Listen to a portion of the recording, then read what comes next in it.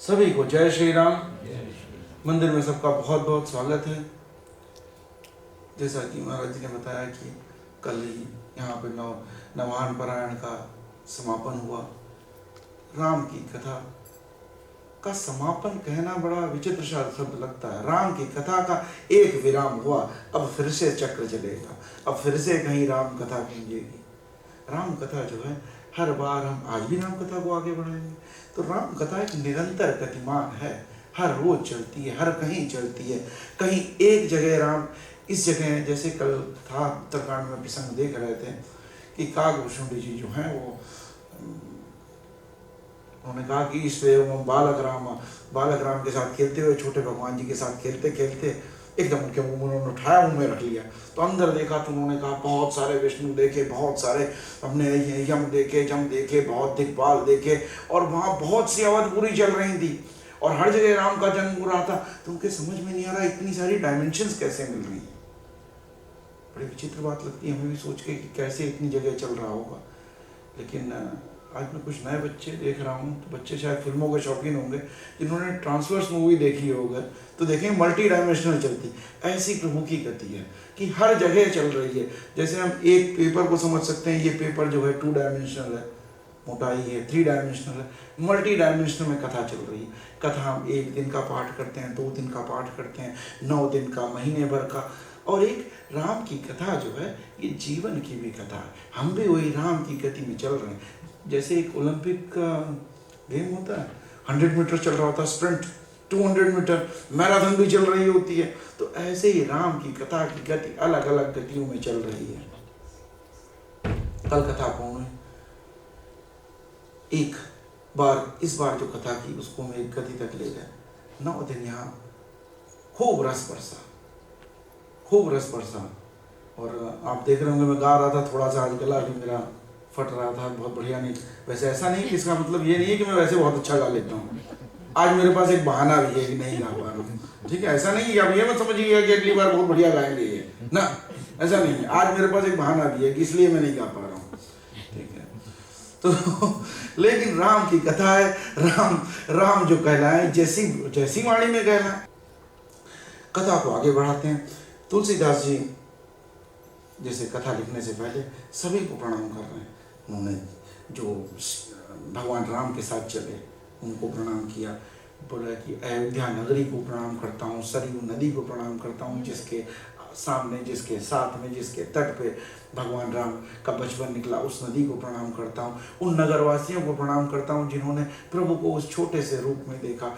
और अंत में उन्होंने किसे कहा भी, जो जहाँ कथा में रोकी थी वहाँ कहा कि उस राजा भुआल को, उस राजा दशरथ को मैं नमन करता हूँ, जिनके प्राण ही श्री राम में बसते थे।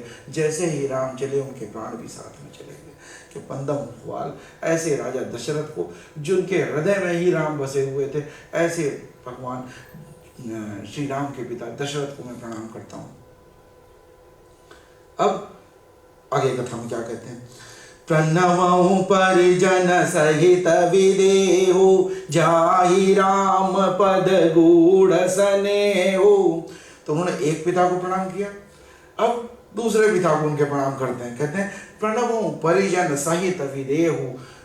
अपने जो भगवान श्री राम की ससुराल है, जो वहाँ के ससुराल है, उनके वहाँ के जो उनके जो ससुर हैं, पिताजी जो हैं, फादर इन लॉ हैं, उन विदेह को मैं प्रणाम करता हूँ। और उन विदेह के साथ वहाँ बसे हुए उन सबके विदेह वासियों को, उन मिथिला के लोगों को, सबको मैं प्रणाम करता हूँ। जाहि राम पद गूढ़ स्नेहु, जिनको सबको राम इतने प्रिय थे कि जब राम अयोध्या में आते हैं, धनुष यज्ञ से पहले जब आते हैं, तो हर व्यक्ति राम को देखना चाहता है। हर व्यक्ति चाहता है कि राम ये है कौन। तो एक तो जैसे क्या होता है ना, जैसे जब कोई नया व्यक्ति आता है तो लोगों देखने की उत्कंठा होती है, देखने। और जब जैसे कोई स्पेशल दूल्हा आने वाला हो, सबको आइडिया था कि इनकी शादी होगी यहाँ पे, तो सब तैयार किए कि दूल्हे को हम पहले जान लें तो हम बताएं जाके नहीं ऐसा भी है, तो कुछ बता सकें। तो सबके सब देखना चाहते थे, इतनी उत्कंठा। तो ये देखा जाए तो प्रभु मिलन की उत्कंठा इतनी है। जोग भोग महराख्यउ गोई, राम बिलोकत प्रगटेउ सोई। राजा जनक को विदेह कहा जाता है। कि वो जिन्हें अपने देह तक का होश नहीं, वो देह में हैं लेकिन देह से अलग हैं। राजा जनक जो थे उनको मतलब सही मायने में उनको कहा जाता कि वो राजर्षि थे, राजर्षि कहा जाता कि राज करते हुए भी वो राज में संलग्न नहीं थे, राज से अलग थे, अपनी देह तक का उन्हें होश नहीं था, विदेह। इसीलिए माता जानकी का एक और नाम वैदेही कहा गया, विदेह से ही कहा गया। तो विदेह वो ऐसा बताया गया कि जो अपने शरीर से भी विरक्त हैं, राजकाज जो करना है वो एक ड्यूटी जैसा कर रहे हैं, अपना कर्तव्य जैसा कर रहे हैं, राज के रस में भीगे नहीं हुए हैं, ऐसे विधेय बताया कि जो विरक्त हैं, जो वहां रहते हुए भी राज करते हुए भी राज से अलग हैं, सबसे अलग हैं। बोले लेकिन मैं उन्हें प्रणाम इसलिए करता हूं कि वो भी जो इतने महान थे, इतने राजा महान जो इतने विरक्त थे, वो भी राम को देख के एकदम पिघल गए। वो भी उस सगुण और निर्गुण ब्रह्म जो हमेशा कहते रहे ब्रह्म निर्गुण है, और वो भी उस सगुण रूप को देख के, भगवान के रूप को देख के वो भी बह गए। जब अयोध्या से वनवास के लिए भगवान प्रभु निकले, भगवान श्री राम निकले, तो जनक जी भी वहां गए मिलने, और देख के जनक जरा भी विचलित नहीं हुए। देखा उन्होंने अपनी बेटी को, देखा कि जो बेटी राजकुमारी थी उनकी पूरे नाच से पाली गई थी, इतने बड़े कुल की राजकुमारी थी। अब हम अपने छोटे बच्चों को देख लीजिए, हम कितने से रखते हैं, वो तो राजकुमारी हैं, राजा मिथिलेश हैं, मिथिला की राजकुमारी हैं। और देखा जंगल में इतने कष्टों में रह रही हैं, तो ये नहीं कहा बेटी चलो चलते हैं, छोड़ो इनको, चक्कर में कहाँ पड़े, चलो यहाँ कहाँ बेकार में फंस गए हो। तो उनको राजा, इतने बड़े राजा के, तो उन्होंने क्या किया, राजा जनक ने क्या कहा अपनी पुत्री से, पुत्री तुमने आज दोनों कुल को धन्य कर दिया, तुमने सही मार्ग पे चली, तुमने सत्य का साथ दिया, तो ये है राजा विदेह। लेकिन ऐसे राजा विदेह भी राम के रूप को देख के, राम के गुणों को देख के थोड़े डगमगा जाते हैं। इतनी सुंदर कि ऐसे राजा दशरथ को मैं प्रणाम करता हूँ। अगर आप देखें तो कथा में तुलसीदास जी जो हैं वो कई बार आप डिसाइड नहीं कर पाएंगे कि वो सगुण के उपासक हैं कि निर्गुण के उपासक हैं। सगुण और निर्गुण कई बार भगवान की सुंदरता का ऐसा वर्णन करते हैं कि ये बिल्कुल सगुण रूप की ही पूजा कर सकते हैं, लेकिन वो निर्गुण की भी ऐसी प्रशंसा करते हैं। और जो व्यक्ति सही मायने में निर्गुण हो सकता है, निर्गुण यह है कि हम कहें कि उनका कोई आकार ही नहीं, उनका कोई गुण ही नहीं है ऐसे। पर निराकार का मतलब ये नहीं है उनका आकार नहीं, निराकार का मतलब एक ये भी हो सकता है कि वो सब आकारों में है। सिया राम मैं सब जग जानी, मैं हर आकार में उन्हें देखता हूँ, ऐसा वो कहते हैं। तो कहते हैं ऐसे विदेह जी जो साथ में रहते हुए भी, राज करते हुए भी, राज से फिर भी विरक्त हैं। वो जानते हैं कि ये जो सृष्टि है इसमें मैं इसका राजा हूँ, तो राजा के कर्तव्य पूरा कर रहा हूँ, ये नहीं राज में विलास कर रहा हूँ मैं। ऐसी उनकी मनस्थिति है। और ऐसी स्थिति वाले व्यक्ति भी उनको देख के थोड़े डगमगा जाते हैं, और ये उनका प्रेम है, वो प्रेम है ईश्वर के प्रति जो उन्हें डगमगा देता है। राजा जनक के बारे में कहा जाता है, राजा जनक के पास एक बार सुखदेव मुनि को भेजा व्यास जी ने कि जब तुम्हारी शिक्षा पूरी होगी, बोले ऐसी कौन सी चीज है, सुखदेव जी से पूछा क्या, ऐसा क्या है जिसे जान के कुछ जानने को न रह जाता है। मैं कहा मैं तो बहुत दिन पढ़ा लेकिन ये बात तो नहीं। बोले ऐसा क्या है जिसको जानने के बाद कुछ जानने को नहीं रह जाता। मैं कहा तो बात नहीं पता। बोले जाओ राजा जनक के पास जाओ, देखो जाके वो कैसे रहते हैं। बोले ठीक है।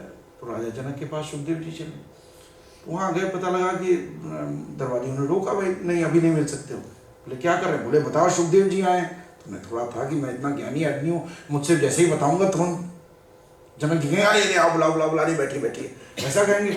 उन्होंने कहा बोले ठीक है हम बता देते हैं। बताया। बोले उन्होंने कहा कि अभी वेट करो थोड़ी देर। बोले क्या कर रहे हैं ऐसा। तो उन्होंने कहा बहुत जरूर। बोले नहीं वहाँ एक डांस का प्रोग्राम चल रहा है, वो गाना सुन रहे हैं और नृत्य देख रहे हैं, व्यस्त हैं अभी। तो गाना सुनने नृत्य सुनने में इतना व्यस्त है, कैसा राजा है ये, कहाँ पिताजी ने हमें भेज दिया इनसे मिलने के लिए। बोले अभी इंतजार करो। फिर 2 दिन हुए, दूसरा दिन आए, दूसरे दिन मिले, 3-4 दिन सुखदेव जी को वेट कराया। 3-4 दिन बाद सुखदेव जी एकदम अंदर से इसने वेट करा के आपको बिल्कुल एकदम गर्म हो गए। वहां गए, देखा राजा ने कहा अरे आओ, कैसे आना हुआ।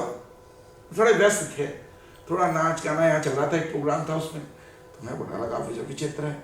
बोले चलो ठीक है बहना, आज आ गए हो आप, अब है ना कल मिलेंगे, आप आराम से रहिए, आपकी व्यवस्था हमने कर दी है। तो एक जगह बैठा दिया, बोले इनका रूम बना दिया, बहुत बढ़िया रूम, सब कुछ अच्छा है एकदम, बहुत बढ़िया से बिस्तर बिस्तर लगा हुआ, बढ़िया है, वहाँ पे सुगंध जल रही है, अच्छा व्यवस्था है, सब बिल्कुल एकदम, टेम्परेचर एकदम सब सही बिल्कुल एकदम। लेकिन जब सुखदेव जी लेटे ऊपर तो देखा कि तलवारें लटकी हुई हैं ऊपर से, ऐसे एकदम ऊपर से। तो देखे ऊपर तलवार लटक रही, अगर छूट गई तो अब सोचो ऐसे सोना हो कि बिल्कुल सब बढ़िया है, सब कुछ बहुत मोही से सब रखा गया है, सब अच्छा लग रहा है, लेकिन ऊपर से तलवार लटक रही हो। पूरी रात बेचारे सुखदेव जी करवट बदलते रहे, नींद नहीं आ पाई। सुबह मिले राजा जनक जी से, राजा जनक ने पूछा कैसी रही नींद महाराज, बड़े आराम से सोए कि नहीं, सब अच्छा लगा, बिस्तर विस्तर सब।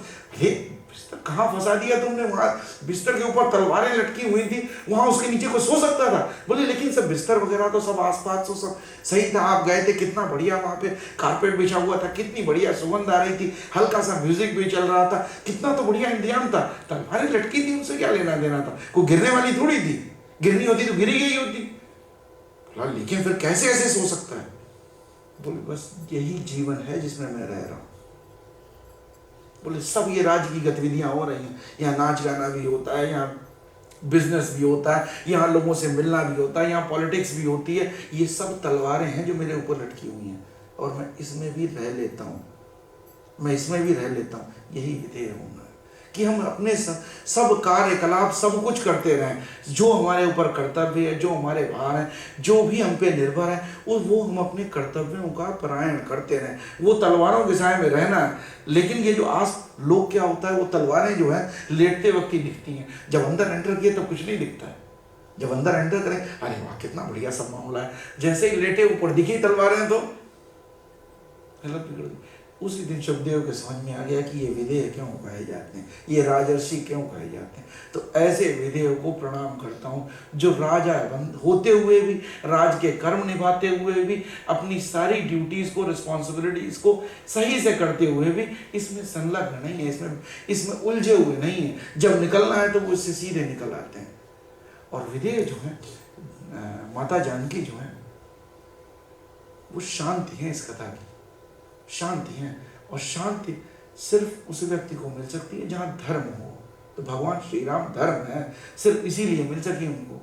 ऐसा नहीं है वहाँ पे जो जब धनुष यज्ञ हो रहा था तो बहुत से लोग वहाँ आए हुए, सब कुछ, लेकिन सब जो चाहते वो सीता को चाहने के लिए उठ रहे थे। हम सीता को चाहते हैं, अभी उठा देंगे। बोले कि जब नहीं उठ रहा था तो कई एक साथ चल पड़े, उठे सहस दस धूपे कई बार, आप एक बार उठ जाएंगे। लेकिन राम को जब कहा गया, जब विश्वामित्र ने कहा उठाओ राम भव भंजऊ चापा, तो राम ऐसे उठे कि जैसे न कोई उठने की जल्दी थी, न कोई डिले था, कोई भाव नहीं, बस गुरु ने कहा चल दिए। तो किसी ने कहा कि राम को जी को पूरा कॉन्फिडेंस था कि वो उनको तोड़ ही देंगे जाके। भगवान राम से किसी ने पूछा तो बोले हमें कोई ऐसा कोई हमने सोचा भी नहीं टूटेगा या नहीं टूटेगा। क्यों? बोले जिसने कहा वो जाने। विश्वामित्र जी ने कहा जाओ, हम चल दिए। तो गुरु की बात ऐसी है कि गुरु ने कहा, अभी गुरु ने कहा कि चलो, हम चल दिए। अब यहाँ निष्काम भाव है, ये धर्म की रति है कि गुरु ने जब आदेश दिया उसी को धर्म माना और चल दिए। न कोई पाने की लालसा है, न हार का डर है। वहाँ हुआ क्या, कहते हैं कि बहुत सारे लोग बैठे हुए थे, तो जो भी राजा चले वो कहे गणेश जी भगवान हमारी मदद करना, भगवान भोलेनाथ आपका विनाक उठा लूँ, सब कर लें। वहाँ मान लो 100 लोग बैठे हुए थे, तो एक कहता भगवान प्लीज हमारी रक्षा करना, इस बार मैं उठा ही लूँ जाके, उठा लूँ जाके। एक चल रहा, बाकी 99 जो बैठे रह गए, भगवान प्लीज ये उठा नहीं पा रहे, भगवान ये उठा नहीं पाए। फिर वो जब आके बैठ जाए तो फिर वो दूसरी प्रार्थना उसकी बदल जाए। इस बार फिर जब आके बैठ जाए हार के, तो कहे भगवान उठे नहीं। तो वहाँ एक कह रहा है कि उठ जाए, बाकी 99 कह रहे हैं कि नहीं उठे। तो वहां तो भगवान के लिए संघर्ष हो गया। लेकिन जब ऐसा व्यक्ति उठे जिसे ना उठने से भी कोई नहीं फर्क पड़ता है, जो वो उठने के बाद भी राम रहेंगे और जो नहीं उठेगा तो भी राम ही रहेंगे, वो कह रहे हैं कि मुझे आदेश दिया गुरु ने, ये गुरु ने कहा तो गुरु को पता ही होगा उठेगा, उठाना ही होगा, उठ ही जाएगा। नहीं उठेगा तो भी मेरे को फिर मतलब मैं इस अभिमान से नहीं गया कि ना मैं तो अभी जाऊंगा और इसको तोड़ दूंगा। तो शांति जो है वो धर्म के पास ही जाती है। शांति और कहीं नहीं जा सकती। और शांति कहाँ होगी? जो व्यक्ति अपनी सभी रिस्पॉन्सिबिलिटीज को पूरा करता रहेगा। आप अपने जीवन में देख लीजिए, जब कभी आप अपनी रिस्पॉन्सिबिलिटीज को, अपनी ड्यूटीज को पूरा नहीं करेंगे, शांति तुरंत गायब होने लगेगी। आपकी मतलब आप छोटे स्कूल जाते हैं, ऑफिस जाते हैं, आपको टाइम पे एक मीटिंग है, स्कूल में क्लास में अटेंड करना है और आप लेट हो गए, 2 दिन 3 दिन 4 दिन कोई देखेगा फिर कहेगा, तो क्या होगा? आपकी शांति धीरे धीरे हटने लगी। तो जो व्यक्ति अपनी रिस्पॉन्सिबिलिटीज को, अपनी ड्यूटीज को जो करता रहता है, जो सही टाइम पे करता है, शांति वहीं पैदा होती है। इसलिए सीता जी का जन्म विदेह की नगरी में होता है। राजा जनक के यहाँ पैदा होती है सीता। और मिलती किसको? जो धर्म है, मर्यादा पुरुषोत्तम, ऐसे श्री राम को मिलती हैं। लेकिन शांति जो है बड़ी, जितनी शांति हमें लगता है कि शांति स्थिर भाव है, आनंद भाव है, शांति का हरण करना, किसी की शांति को चुरा लेना, शांति का हरण कर लेना, ये ऐसा नहीं कि मैं ये आदमी बहुत आराम से, इसका आराम मैं चोरी कर लेता हूँ, जे भाव आना ही ऐसा नहीं, इसको चुराया नहीं जा सकता। जो चुराता है फिर उसका रावण वाला ही हाल होता है, हाँ? कि हम सोचो हम शांति चुरा लेंगे, वहां नहीं मिल पाई, ऐसे नहीं मिल पाई, हम वैसे ले लेंगे। तो शांति को चुराया नहीं जा सकता। शांति जो है, इसीलिए कहा गया कि 2 बार, जैसे तुलसीदास जी ने संकेतात्मक में उसमें लिखा है कि वो तो छाया रूप ले गया, रावण जो था छाया रूप ले गया, ज्योति में रह गई सीता। और बात सही भी है, रावण जैसा व्यक्ति के पास शांति, वो तो अशांति का ही प्रतीक है, वो तो एकदम विरोधाभासी है, शांति उसके साथ रह ही नहीं सकती है। शांति जो है, शांति को तो रहने के लिए धर्मात्मा चाहिए, धर्म के पास ही शांति रह सकती है। तो ठीक है, कथा में कहा गया, एक प्रसंगवश की गई, लेकिन अगर शांति, आप किसी की शांति को चुराने का प्रयत्न करेंगे तो समझ लीजिए आपके अंदर रावण जो है वो जग रहा है। फिर हाल भी रावण जैसे ही हो सकता है जब रावण जगेगा तो, ठीक है। तो ध्यान रखें, शांति जो है धर्म से ही आ सकती है। अपनी रिस्पॉन्सिबिलिटीज को, अपनी ड्यूटीज को सही से पूरा करके ही शांति आ सकती है, और शांति का हरण नहीं किया जा सकता। एक संस्कृत में एक श्लोक कहा जाता है, न चोरहार्यम न राजहार्यम न भातृभाज्यम। न चोर इसको चुरा सकता है, न राजा इसको टैक्स लगा सकता है, बैलेंसिंग मीन्स भी नहीं लगा सकता इस पर तुम्हारी शांति पे। शांति तो हमारी अपनी है, इस पर टैक्स नहीं लगता है, बैंक में रखी हुई चीज नहीं है जिसपे बेलास्टिंग डील्स वाला उंगली करेगा, कुछ बताएगा भाई दे दो ये, नहीं। न भाई आपस में बांट सकते हैं, ये सिर्फ अपने अंदर रहने की चीज है। और इसकी उत्पत्ति कैसे होती है? उत्पत्ति तब होती है जब हमारे सब राग द्वेष समाप्त हों, जब हम अपनी ड्यूटीज को सही कर रहे हैं, तभी ये हमारे अंदर उतरे। तो गुरु की आज्ञा को ऐसा माना गया है कि गुरु की आज्ञा मान के उठे और कहा कि उठो राम भव भंजो चापा। तो ऐसा कहा कि और जनक के परिताप को हरो, ये कहा गया उनसे। ये नहीं कहा विश्वामित्र ने जाओ और जानकी से विवाह होगा तुम्हारा, जाओ तो आगे तोड़ दो इसको, नहीं। उठो राम भव भंजो चापा, आदेश भी दिया। देखिए कितनी क्लैरिटी से कहा गया, उठाओ राम भव भंजो चापा। उठा के ऐसे नहीं कर देना, उठाओ और भंजो चापा, तोड़ दो इस धनुष को, ठीक है। यही इसकी परिणति है, यही जाना है। और ये धनुष यज्ञ जो है, ये जो धनुष जो था ये पिनाकी था, भगवान शिव का था। और विष्णु को आगे लड़ने के लिए, भगवान विष्णु के अवतारी श्री राम को लड़ने के लिए चाहिए था अपना धनुष। जैसे आप जब कभी जो लोग फुटबॉल खेलते हैं या साइकिलिंग करते हैं तो देखेंगे अपने शूज़ के लिए बड़े पर्टिकुलर रहते हैं, यही शूज़ चाहिए, मेरा वाला चाहिए, ठीक है। और आप तो छोड़ो एक मैच हार जाओगे, यहाँ तो पूरा विष्णु अवतार होने वाला है, एक अपने राम की पूरी लीला होने वाली है, तो उन्हें भी तो अपना धनुष चाहिए था, तो उनको भी तो अपना धनुष था। वो कौन देने आया? परशुराम जी लेके आए। जैसे ये टूटा तो विष्णु, उन्होंने समझा परशुराम जी ने आ गए, तो भगवान परशुराम जी ने श्री राम जी को सारंग धनुष दिया। सारंग पाणी इसीलिए कहा जाता है, तो सारंग धनुधारी भगवान इसीलिए कहा जाता है श्री राम को। तो उन्होंने अपना धनुष वहाँ से प्राप्त किया और लीला यहाँ से शुरू होती है। तो ऐसे विधेयक को नमस्कार करता हूँ, ऐसे मिथिला वासियों को नमस्कार करता हूँ, इन सबको प्रणाम करके कथा आगे बढ़ाते हैं। प्रणवं भरत प्रथम, प्रणवं प्रथम भरत कई चरना, जासु नेम व्रत जाई न बरना। राम चरण पंकज मन जासु, लुब्ध मधु पैवत जई न पासु। कहते प्रणव प्रथम भरत गई चरण। प्रथम इतने लोगों को प्रणाम कर दिया, फिर कहने प्रथम प्रणव प्रथम भरत गई चरण। इतने लोगों को भी तो प्रणाम कर रहे थे, फिर भरत जी से विनती की तो फिर प्रथम कर दिया कि सब भाइयों में सबसे पहले भरत जी को प्रणाम करता हूं। प्रणव प्रथम भरत गई चरण, जासु नेम व्रत जाई न वरण।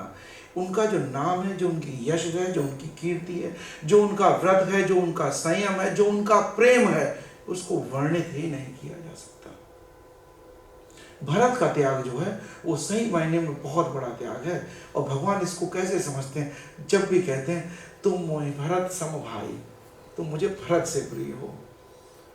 भरत का उदाहरण देते हैं, हर जगह देते हैं, तो कहते हैं भरत जैसा प्रेम है। और भरत जी का त्याग के बहुत बड़ा त्याग है भरत जी का, कि आप सोचिए जैसे विधेय का मैंने एग्जांपल दिया। अब ठीक है हमारे पास कुछ है ही नहीं यार, हम वैसे वो बिल्कुल एकदम पैदल है, कुछ है ही नहीं, तो ठीक है हमें यार कोई फर्क नहीं पड़ता, हमारे पास होता तो भी नहीं फर्क पड़ता है, नहीं है तो भी कोई फर्क नहीं, लेकिन है और तब भी फर्क नहीं पड़ता, वो चीज़ सही इंपॉर्टेंट है।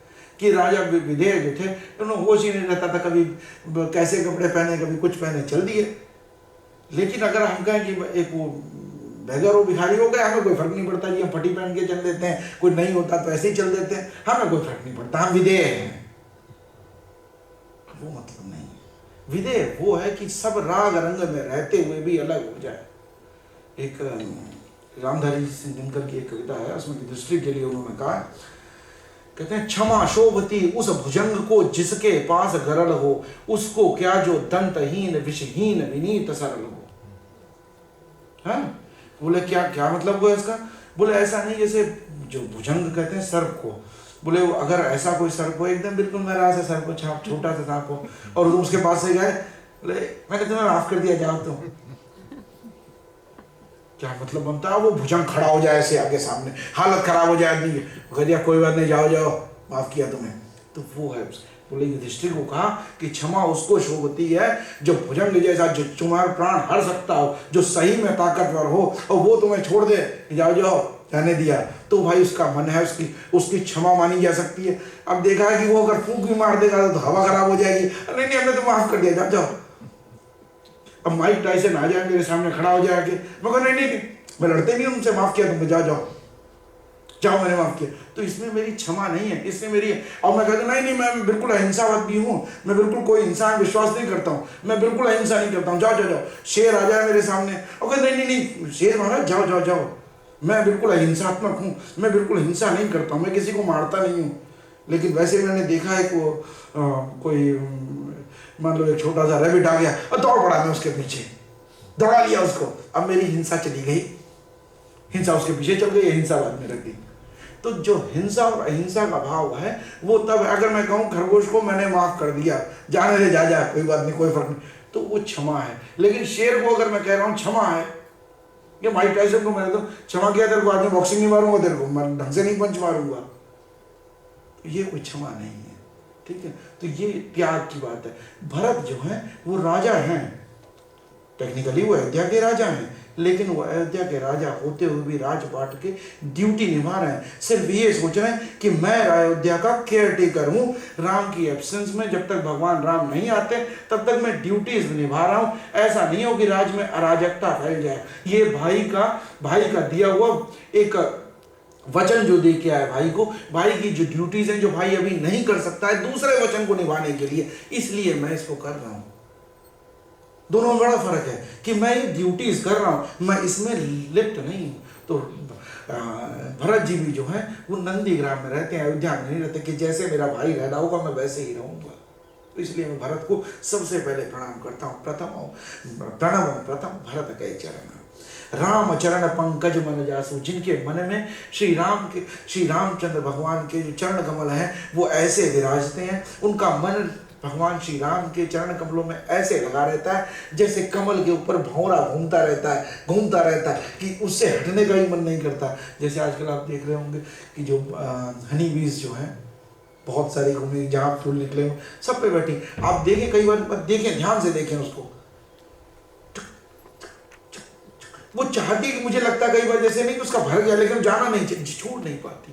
बोले ऐसे भरत जी का मन जो है वो प्रभु राम के चरणों में ऐसा लगा है कि वो बस उन्हीं के आसपास मंडराता रहता है, उसी जैसे फूल के पास एक भौरा मंडराता रहता है, ऐसे उनके चरण कमल के उनके हृदय में विराजते हैं और उनका मन वैसा ही उनमें लगा रहता है। इसलिए मैं भरत को सबसे पहले प्रणाम करता हूँ। सब राज की जो ड्यूटियाँ अपनी पूरी कर रहे हैं लेकिन फिर भी मन जो है भगवान में लगा हुआ, इसलिए प्रथम मैं भरत जी को प्रणाम करता हूँ। बंदौ लक्ष्मण पद जल जाता, शीतल सुभग भगत सुख दाता, रघुपति कीरति विमल पताका, दंड समान भयो जस जाका। फिर उसके बाद कहते हैं बंदौ लक्ष्मण पद जल जाता, मैं अब लक्ष्मण जी के चरणों का वंदन करता हूँ। शीतल सुभग सुगत भगत सुख दाता, उनका जो आचरण है बड़े विचित्र बात की, शीतल शीतल आचरण कहा गया, जबकि हमें हर जगह दिखता कि सुंदरकांड में जब पढ़ रहे तो देखा हमने कि मंत्र नहीं है लक्ष्मण मन भावा, अरे कहाँ इसकी पूजा करेंगे, मारो एक देर खत्म करो, हटाओ इनको, चलते हैं आगे। लेकिन शीतल उनका जो भाव है, उनका जो प्रेम, आप देखिए धनुष यज्ञ के समय भी जो तेज जो रौद्र रूप है उन्होंने क्या बोला, बोले यहाँ कुंभड़वतिया कोई ना है, यहाँ कोई ऐसा नहीं है जिसको एकदम उंगली दिखा दो कि बढ़ जाएगा। जो जनक जी ने जोश दिलाने के लिए वहाँ के लोगों में कोई करंट आए, लोगों ऐसा नहीं कैसे उठे, तो उन्होंने बोला कि यहाँ लगता है कोई वीर आदमी नहीं रह गया इस सभा में, इस सभा में कोई वीर आदमी नहीं रह गया, धरा जो है वीर महीन हो गई, अगर मुझे पता होता तो मैं ऐसी शर्त ही नहीं रखता। तो बोले जहाँ रघुकुल के लोग बैठे होते हैं, जहाँ रघुवंशी बैठे होते हैं, यहाँ ऐसे कोई कहने की हिम्मत नहीं करता है। फिर उन्होंने परशुराम जी के साथ भी जो लक्ष्मण जी के संवाद है बड़े प्रेम में संवाद हैं, मतलब ऐसे कह रहे हैं जैसे जो कह रहे हैं कि ना मैं ना कंदुक समान उठा लूंगा, जैसे बौर उठाते हैं ऐसे पूरी धरती उठा सकता हूं मैं, कि इसलिए मैं अपने श्री राम जो भाई हमारे अगर वो कह दें तो हम ऐसा कर देंगे। लेकिन एक बात देखिए, वो जो भी कह रहे हैं मैं ऐसा नहीं इसलिए कि मैं कर सकता हूँ, क्या बोल रहे हैं, मेरे भाई अगर मुझसे कह दे तो मैं अभी कर सकता हूँ। देखो इससे क्या होगा, देखो ऐसा है कि ये मैं कर सकता हूं, जब मैं इतना कर सकता हूं मेरे पिताजी क्या कर लेंगे, ठीक है, बोले वो क्या कर लेंगे, तो ऐसे रोल जिसका छोटा भाई जो है वो इतना कर सकता है तो बड़े भाई क्या कर लेंगे, तो वो एक कहने के बाद ऐसे आते। लेकिन वो किस लिए कहा गया शीतल यहाँ पे, उनका जो आचरण भगवान के प्रति है, भगवान पे जो उनकी श्रद्धा है, विश्वास है, ये विश्वास अगर हमारे अंदर आ जाए कि अब भगवान ने अगर हमारे सामने ऐसी परिस्थिति उत्पन्न की है तो हम इसका सॉल्यूशन भी निकाल लेंगे, तुरंत मन में शीतलता आ जाएगी, तुरंत मन में कामनेस आ जाएगी। तो ऐसे शीतल सुभग भगत सुखदाता, भक्तों के लिए ये सुखदायी हो जाएगा तुरंत। आप कितने भी कष्ट हो, लेकिन अगर एक विश्वास आ जाए, आपको देखिए कई बार होता है कोई आपके फ्रेंड्स होते हैं, कोई बड़े हैं आपसे घर में, वो टेंशन नाले मैं हूं ना, तो उनका ये टेंशन नाले मैं हूं ना, ये एक बहुत बड़ा एक कॉन्फिडेंस लेवल बात हो जाती है। तो ऐसे वो कह रहे हैं लक्ष्मण जी का विश्वास है, ये विश्वास अगर अंदर जागृत हो जाए, ये विश्वास अंदर जागृत हो जाए तो कामनेस आ जाएगी। रघुपति कीरति विमल पताका, रघुपति की भगवान श्री राम की जो कीर्ति पताका है, जो उनका कीर्ति है, यशगान हो रहा है, उसको अगर ऐसा माना जाए जैसे पताका कहते हैं झंडे को, फ्लैग, तो फ्लैग जैसे ऐसे बहराम बोले ऐसे अगर माना जाए, रघुपति कीरति विमल पताका, दंड समान भय जस जाका, ऐसे है जैसे रघुपति जैसे झंडा लगा हो, झंडा तभी अच्छा फैल सकता है जब अच्छे से डंडे में लगा हुआ हो। अब झंडा अगर फोल्ड करके रखा हो तो फिर तो नहीं बहेगा। डंडा जितना लंबा हो, बढ़िया हो, मजबूत हो, डंडा भी हल्का चिपिर हो रहा हो, ऐसे ऐसे मुड़ जाए बाद में, ऐसे ऐसे करे तो भाई झंडा भी नहीं बनेगा। तो बोले जो झंडे में जो वो डंडा लगा हुआ जो दंड है, ऐसे भगवान श्री राम के साथ वो दंड समान खड़े हुए हैं वो। और ये बड़ा बढ़िया गतिजोड़ है। राम का स्वभाव इतना विनम्र है, इतना निर्मल है कि वो कहते हैं कि एक बार इसके साथ जब विनय करी सागर सन जाए, एक बार विनय से पूछ लें इससे, भाई दे दे शायद रास्ता, तो क्यों झगड़ा झंझट लेना पड़े, निकल जाएंगे प्रेम से। लेकिन कई बार हमारे मन में आता है कि भरत जी क्यों नहीं चल दिए साथ में, अगर भरत जी चल जाते साथ में, कहानी एकदम बदल जाती। भरत जी चले होते, राम जी कहते थोड़ी सी प्रार्थना करते, बोले हाँ बिल्कुल सही कर, मैं अभी दंडवत कर देता हूँ। ठीक है कि अगर कहीं हम थोड़ा सा थोड़ा झुकते हैं, भरत जी कहते हैं हम तो पूरे कर जाते हैं, बिल्कुल एकदम पूरा दंडवत कर देते हैं, बिल्कुल आप जो कह रहे हैं सही कह रहे हैं। तो ये ऐसे चल नहीं सकता मामला। जीवन को चलने के लिए, जीवन के दो पहिए चलने के लिए, एक पति पत्नी भी अगर साथ में रहते हैं तो अगर दोनों गुस्सैल हों, दोनों कहेंगे अरे एक अगर ठंडा पड़ जाए, कहा नहीं कोई बात नहीं, जो तुम कह रही वही ठीक है, जाने, ठीक है, तो एक थोड़ा गर्म रहे और एक थोड़ा ठंडा रहे तो चल जाएगी कहानी।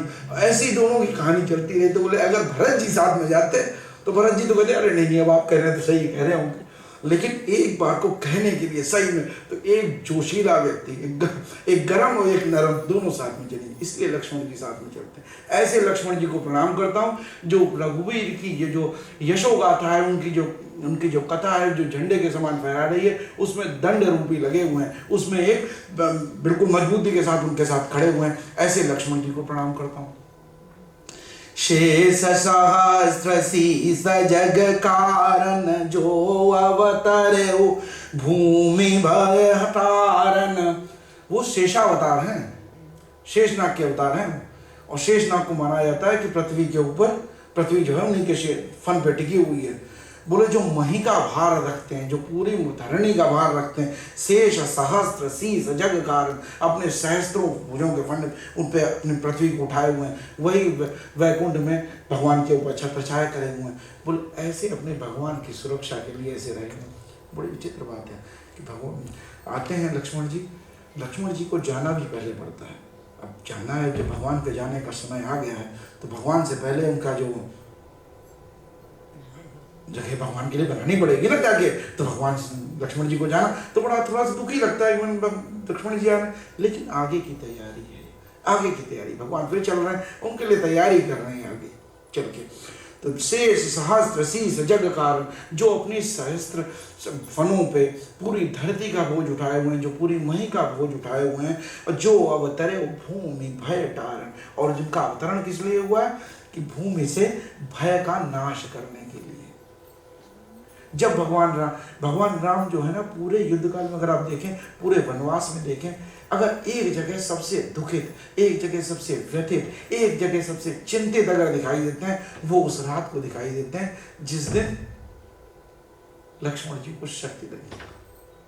उससे पहले कभी भगवान दुखी नहीं है, श्री राम जी दुखी नहीं है। आशा हमेशा वो एकदम दृढ़ विश्वास है। जैसे जो कल लंका कांड में आया था, जबकि विभीषण ने जब देखा कि प्रभु लड़ने जा रहे हैं, और वो तो रावण तो आया, रावण तो लंकेश है भाई, लंकापति है, स्वर्ण की लंका है, बहुत अपने रथ सथ सब इंतजाम के साथ लड़ने आया, और भगवान चले ऐसे। तो क्या कहा विभीषण जी ने, रावण रति बिरथ रघुवीरा, देख विभीषण भय अधीरा, अधिक प्रीति मन भा संदेह। ठीक है कि रावण को देखा इतने बड़े रथ पे चला रहा भगवान, पैदल ही चल रहे हैं, लेकिन तब भी राम में दुख नहीं है इस बात का, कहीं पे संकोच नहीं है इस बात का। तो क्या कहते हैं, सौरज धीरज धैर्य चाका सत्य शील धर्म सौदा ध्वजा पताका। कहते हैं जिस रथ से मैं इसको लड़ने जा रहा हूँ, जिस पे लड़के इसको जा रहा हूँ, वो जो है सत्य है, धर्म के प्रति मेरी रति है, उसके साथ जा रहा हूँ। वो भगवान श्री राम जिनका विश्वास इतना प्रबल है, जो हर जगह आप देखेंगे कि भगवान राम के आचरण में कहीं भी दुख का भाव नहीं दिखता, कहीं चिंता का भाव नहीं दिखता, वो समर्पण का भाव है। देखिए कैसे कहा जाता है, एक बार जब अरण्य कांड में आया था, जब आज मैं बड़ा बार कथा को आगे पीछे कर रहा हूँ क्योंकि अभी हम सभी ने अभी कथा पढ़ी है, तो कई बार प्रसंग आगे पीछे हो रहे हैं, तो इसको भाव अतिरिक्ता समझ के आप छोड़ दें, लेकिन बढ़िया लगेगा। कल बढ़िया एक बात लगी, एक और बात लगी अरण्य कांड में कि विश्वास देखिए राम का कैसा, दृढ़ता कैसी है। हमें ये राम की कथा को बार बार हम क्यों पढ़ते हैं, कई बार इसमें से ऐसी चीजें निकलती हैं जो शायद कभी ना हमारी नजर पड़ी हो, फिर नजर पड़ेगी। देखें राम का जीवन का अगर थोड़ा भी अंश, कुछ थोड़ा भी भाव अगर हमें मिल जाए तो जीवन बदल सकता है। अरण्य कांड में एक जगह आया कि जटायु जी को जो रावण घायल करके चला गया, पड़े हुए थे जटायु, तो जटायु जाने की इच्छा की, मैं जाना चाहता हूँ। तो जाने लगे तो उन्होंने कहा कि दशरथ जी से कुछ कहना है जाके। तो देखिए अब राम जो है बोले नहीं, कुछ नहीं बताने की जरूरत है, जो हो, जो मैं दशरथ का बेटा हूं अगर, तो कुछ दिन में रावण खुद आगे बताएगा क्या हुआ। ये विश्वास है, ये विश्वास है। बोले अगर मैं दशरथ का सही पुत्र हूं अगर मैं, मुझे अपने ऊपर इतना विश्वास है, मुझे अपने गुरु की शिक्षा पे इतना विश्वास है, अपने पिता के कर्म पे मुझे इतना विश्वास है कि दशानन खुद जाके थोड़े दिन में बताएगा जाके ऊपर कि क्या हुआ था और क्या हुआ, हमने शांति चुराई थी और हमारा ये हाल हुआ, वो खुद बताएगा जाके। ये विश्वास है। लेकिन वो राम ऐसे लक्ष्मण जी के प्रति उनका प्रेम ऐसा है कि उसी रात सिर्फ एक दिन वो चिंतित दिखाई देते हैं। ऐसा प्रेम, ऐसे लक्ष्मण जी को मैं प्रणाम करता हूं। सदा सुसानुकूल रमो पर कृपा सिंधु सौमित्र गुणाकर। बोले ऐसे लक्ष्मण जी की मुझ पे कृपा बनी रहे, क्योंकि अगर आपने कुछ गड़बड़ की तो भगवान तो शायद एक बार कहते चलो कोई नहीं जाने दो, लेकिन मंत्र नया लक्ष्मण मन भावा, ठीक है। तो कहते हैं ऐसे सदा सुसानुकूल रहे मेरे पर, ऐसे लक्ष्मण जी मुझ पे अनुकूल बने रहे, मुझसे ऐसा कुछ ना हो जाए कि भगवान लक्ष्मण जी मुझसे थोड़े नाराज हो जाए। ऐसे लक्ष्मण जी की भी मुझ पे कृपा पूरी बनी रहे, मुझ पे सानुकूल रहे, मेरे अनुकूल रहे, मुझे रास्ता बताते रहे। ये राम की कथा लिखने जाने वाले व्यक्ति की भावना है। वो कह रहा है कि वो मुझ पे बताते रहे, प्रदर्शित करते रहे, मुझे बताते रहे कैसे चलना है, क्या कहना है। कृपा सिंधु सौमित्र गुणाकर। लेकिन कहा गया कि वो सौमित्र, सुमित्रा जी के पुत्र हैं सौमित्र, और गुणाकर हैं, गुणों की खान है वो, गुणी गुणों में भरे हुए हैं। रिपुसूदन पद कमल नमामि सूर सुशील भरत अनुगामी। इसके बाद मैं किसका प्रणाम करता हूं? सबसे छोटे भाई रिपुसूदन को, है ना। रिपुसूदन को पद कमल नमामि। सुर बहुत ही विनम्र है, सुर सुशील भरत अनुगामी। सुर सुशील है वो, और भरत के अनुगामी है, भरत के साथ चलने वाले हैं। शत्रुघ्न जी को रिपुसूदन कहा जाता है, शत्रुघ्न कहा जाता है, शत्रु का जो मर्दन करे। शायद रामायण में अगर चारों भाइयों में देखा जाए तो ऐसा लगता है कभी शत्रुघ्न जी कभी कुछ बोले ही नहीं, ऐसा लगता है सबने बहुत कुछ कहा। एक बार किसी ने शत्रुघ्न जी से बोला कि आप कुछ कहेंगे?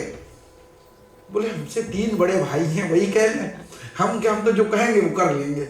तो रिपुसूदन जी जो है, शत्रुघ्न जी ऐसे हैं, उनका आचरण ऐसा है। तो शत्रुघ्न जी को एक बड़ी बढ़िया एक कविता है, मुझे याद नहीं आ रहा किसने कही है। मांडवी जो है भरत जी की पत्नी है, वो एक बार कहती हैं कि उनके लिए किसी ने कहा कि मेरे घर में त्यागी हैं, तपस्वी हैं, त्यागी हैं, बैरागी हैं। भगवान को कहा गया भगवान श्री राम है, तपस्वी हैं, तप कर रहे हैं, वो चले गए, ठीक है। तो उनके साथ है ना, लक्ष्मण जी ने भी राज्य त्याग दिया, हम भी आपके साथ चल गए, वो त्यागी हैं। भरत जी ने कहा कि जब दोनों भाइयों ने छोड़ दिया, मैं कैसे अयोध्या में रहूं, मैं नंदी ग्राम में रहूंगा। तो वो वैरागी हो गए बिल्कुल। बोले अब घर कौन चलाएगा? तो बोले इसलिए हमारे रिपुसूदन जो है, शत्रुघ्न भैया हैं, वही सारी रिस्पॉन्सिबिलिटीज जो है, घर की सारी चीजें हैं, जो घर की जो रेगुलर चीजें हैं, जो रेगुलर प्रोसेस है, वो शत्रुघ्न भैया ही चला रहे हैं। इसलिए मैं शत्रुघ्न जी को नमस्कार करता हूँ, उनको प्रणाम करता हूँ। कितनी बढ़िया बात कही कि बोले एक तपस्वी हैं, एक त्यागी हैं, एक बैरागी हैं। लेकिन अब सोचिए कि घर में अगर 3-4 आदमी हो और 4 आदमी में 3 त्यागी हो जाए, एक तपस्वी हो जाए, एक बैरागी हो जाए, तो घर की तो पूरी इकोनॉमिक्स ही खराब हो जाएगी, घर की पूरी कहानी चले, सिस्टम ही नहीं चल पाएगा। तो बोले रिपुसूदन जी ऐसे हैं, इसलिए इनको प्रणाम करता हूं। एक समय की कथा है कि इनकी जो रात का समय था, कौशल्या जी की नींद खुल गई। तो उसने देखा कि कहीं से आवाज आ रही, कोई छत पे चल रहा है। तो उन्होंने जाके देखा कि कौन है, तो देखा श्रुत कीर्ति जो है ऊपर चल रही है, श्रुत कीर्ति ऊपर चल रही है। तो उन्होंने पूछा कि सोई नहीं, बहुत देर हो गई। श्रुत कीर्ति जो है शत्रुघ्न जी की पत्नी है, उनसे पूछा बहुत देर हो गई, सोई नहीं। बोली अभी शत्रुघ्न जी जो है वो भी जग रहे हैं, भरत जी भी जग रहे हैं। तो बोले तुम्हें कैसे पता? बोले मैं रोज रात को यहाँ आती हूँ, यहाँ से ऊपर टहलती रहती हूँ कि जब तक वो वहाँ जो है ना अपना काम कर रहे हैं भरत जी, तब तक दिया जल रहा है वहाँ, तो उस दिए की रोशनी देखती रहती हूँ। और जब तक वो दिया बुझ नहीं जाएगा तब तक शत्रुघ्न जी भी नहीं लेट जाएंगे, और जब तक वो नहीं लेट जाएंगे तब तक मैं कैसे सो जाऊँ। त्याग देखिए, हर व्यक्ति का त्याग जो है कितना बड़ा त्याग है। तो बोले ऐसे रिपुसूदन जी को, इनको प्रणाम करता हूँ। अब रिपुसूदन जी जो हैं, अब जैसे मैंने बताया कि राम को लक्ष्मण जी को ही भगवान राम के साथ चलना था। अब जैसे भगवान शत्रुघ्न जी का जो है, शत्रुघ्न जी का एक ही दो जगह जिक्र आता है रामायण में बहुत बढ़िया। जब शत्रुघ्न जी ने एक बार मंत्रा से मीटिंग की थी, ठीक है, फरगाट नहीं, ऐसी फरगाटरिंग हुई कि कुछ फड़ताल हुआ ही नहीं, सीधे लात मारी, ठीक है, सीधे लात मारी, कुबड़ उबड़ सब सही कर दिया एक ही बार में। तो वो शत्रुघ्न जी हैं जो है, वो सही में रिपुसूदन है, वो मतलब बोलते थोड़ा कम है, एक्शन में ज्यादा रहते हैं। तो ऐसे वो जो था वो भरत जी के साथ ही रहना था, ऐसे को भरत जी के साथ ही रहना था। तो बोले ऐसे सौमित्र जो करुणाकर हैं, जिन्होंने एक ही बार अपना, जो अगर देखें तो पूरी रामायण जो हमने कथा पढ़ी है, इसमें देखें तो इनका वर्णन एक ही दो बार आता है। मंत्रा का जो था, मंत्रा का ट्रीटमेंट जो था वो बात करने लायक था ही नहीं ट्रीटमेंट, जो वहाँ ट्रीटमेंट जो चाहिए था वही ट्रीटमेंट दिया गया। तो जिसको जो ट्रीटमेंट जैसा जैसा मिलना है, वो भगवान की प्रेरणा से वैसा वैसा ट्रीटमेंट उस सही समय पर सही व्यक्ति के द्वारा मिलता रहेगा। तो ऐसे शत्रुघ्न जी ने भी सही ट्रीटमेंट दिया टाइम पे। तो ऐसे शत्रुघ्न जी को प्रणाम करता हूँ। महावीर बिनवऊं हनुमाना, राम जासु जस आप बखाना। ऐसे हनुमान जी को प्रणाम करता हूँ। महावीर बिनवऊं हनुमाना। अब आ रहे देखिए कैसे कैसे तुलसीदास। अभी आपने अगर एक चीज नोटिस की हो, इतनी देर में भी प्रणाम करते हुए आ रहे हैं, किसको छोड़ दिया जो बहुत जरूरी थे, जिनको छोड़ दिया है? कोई बता सकता है कौन छूटा है?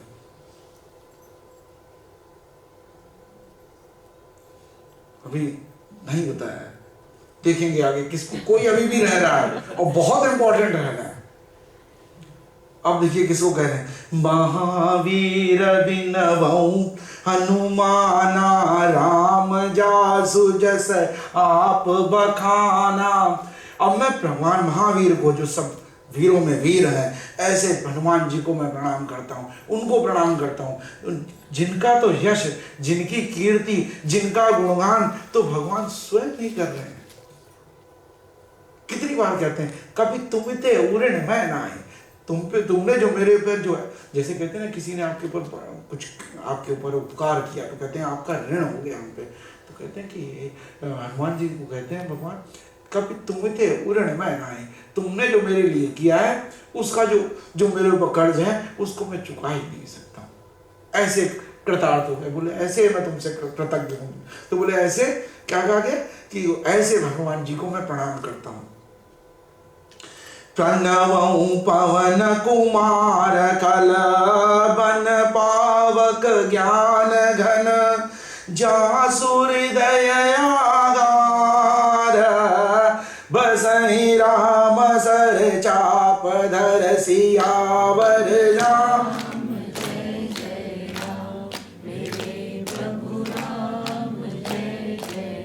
ठीक है, तो कह रहे प्रणव पवन कुमार, खलबन पावक ज्ञान घन। वो हनुमान जी कैसे हैं? पवन कुमार तो हैं ही, और ऐसे हैं उनके सामने जो है वो जो दुष्टों, अगर दुष्ट कोई जंगल जैसा मान लीजिए कि दुष्ट जो है जंगल हैं, तो वो आग के समान है उनके लिए, तुरंत उनका नाश कर देते हैं। तो जासु हृदय आगार, जिनके हृदय में, जासु हृदय आगार, आगार कहते हैं घर को, आगार कहते हैं जहाँ सब रहता है, या जिस को नहीं, बस डिपो हो सकता है, डिपो को बोलते हैं जहाँ ट्रेन स्टेशन, जहाँ पे बोले आगार इसको कहते हैं। बोले जासु हृदय आगार, जिनका हृदय जो है वो भगवान जी का डिपो है। उन्होंने दिखाया भी चीर के, देखो है भाई कि नहीं, दिखाया भी था उन्होंने। तो बोले उनके हृदय में कौन है? बसाई राम सर चाप धर, भगवान बसे हुए, कैसे बने हुए? सर चाप धर, हाथ में धनुष बाण लिए हुए, और ऐसे भगवान बसते हैं। ऐसे भगवान हनुमान को मैं बार बार प्रणाम करता हूँ, और उनकी आज्ञा से, उनकी प्रेरणा से आगे कथा को लिखता हूँ। ऐसी कामना के साथ तुलसीदास जी जो है कथा में आगे बढ़ेंगे। शेष अगले हफ्ता।